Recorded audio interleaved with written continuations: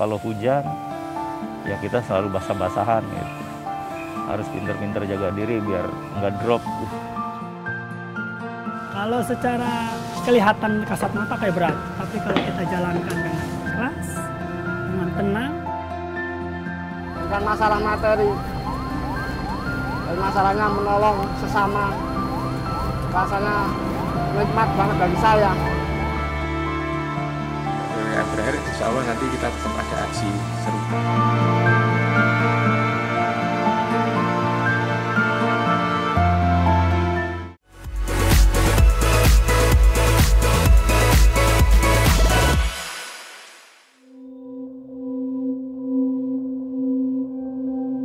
Lebih banyak dukanya ya Pak, karena kan satu udah capek udah pasti, kedua kalau faktor cuaca, kalau hujan ya kita selalu basah-basahan gitu. Harus pinter-pinter jaga diri biar nggak drop. Kalau secara kelihatan kasat mata kayak berat, tapi kalau kita jalankan dengan ikhlas, dengan tenang, yakin bahwa itu tidak terjadi apa-apa. Kalau misalkan memang sudah waktunya, ya sudah, itu enteng. Yang penting kita harus tahu prosedural dan protokol kesehatan. Bukan masalah materi, dan masalahnya menolong sesama. Rasanya nikmat banget bagi saya. Kita sebenarnya ada keterbatasan ya Mas ya, karena kita juga korban pandemi juga dalam tanda petik itu. Dengan dukungan yang ada kita mungkin sampai PPKM berakhir Mas.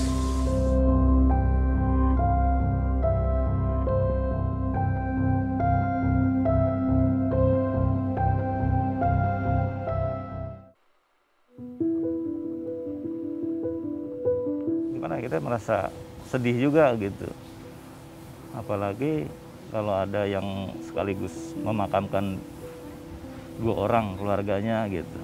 Seperti kemarin saya jadi kayak inget ke keluarga gimana gitu. Saya harus ya sedih lah melihatnya, nggak bisa diomongin gitu ya. Kesedihannya saya lihat itu ya karena ditinggalkan untuk selama-lamanya mungkin sama almarhum. Kadang-kadang ada yang sampai jatuh pingsan juga. Biasanya kan pemakaman itu kita 1 orang untuk mengajankan. Nah kesedihannya di situ, nggak bisa melihat langsung prosesi pemakaman secara langsung karena harus ada jarak ya, hanya untuk yang mengajarkan saja di situ. Keluarga hanya dari jauh, setelah ditutup baru keluarga bisa datang ke makam itu. Itu pun hanya 4 orang.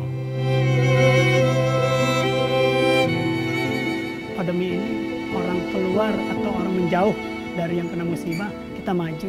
Ibaratnya ada nilai tersendiri, bukannya membanggakan diri, tapi ada rasa senang sekali di situ. Kalau dukanya, pada saat kita mau melakukan pemusaran, perlengkapannya kurang. Jadi kita bingung, kita sudah mau lakukan terbaik, nggak taunya kurang, ada kekurangan misalkan plastik kah, kita bingung.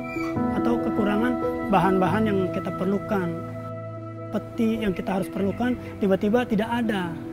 Kadang kita bingung, bagaimana ini udah harus segera gitu. Sedangkan mayat ini, jenazah ini harus segera kita pusarkan atau kita kuburkan secepat mungkin.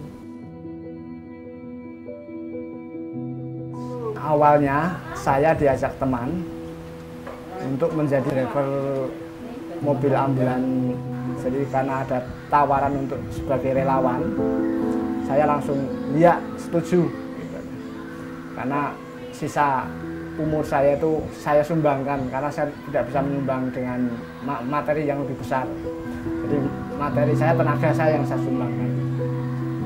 Kalau motif ekonomi terus terang saya nggak ada. Saya sudah cukup, semuanya cukup walaupun kehidupan saya seperti ini. Saya nggak pernah ada kekurangan. Jadi pekerjaan apapun yang saya kerjakan di lingkungan saya nggak pernah minta bantuan apapun. Saya nggak ada minta bayaran.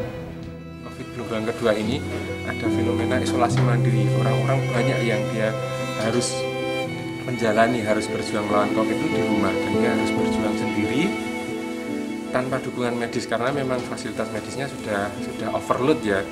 Dan itu kita juga, saya baca-baca itu ada banyak yang mereka terabaikan, bahkan sampai meninggal tidak ketahuan gitu. Nah, saya tidak ingin setidaknya di lingkungan kami itu ada orang-orang yang terabaikan seperti itu.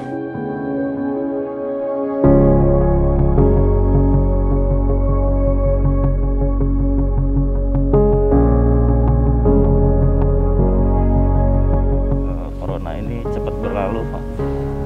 Kita bisa bersilaturahmi satu dengan yang lain, bisa kumpul dengan keluarga.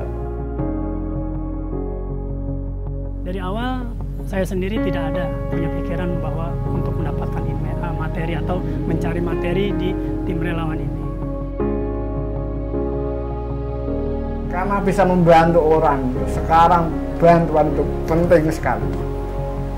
Kebanyakan orang lagi udah nggak bisa ngapa-ngapain, terus kita bisa membantu, senang sekali saya. Saya yakin bahwa seperti yang Allah sampaikan itu, di balik setiap kesulitan itu ada kemudahan. Jadi ketika kita menjumpai satu kesulitan itu, kita tidak boleh terpuruk dan diam saja. Mari berbuat kebaikan dan Kita harus berani berubah.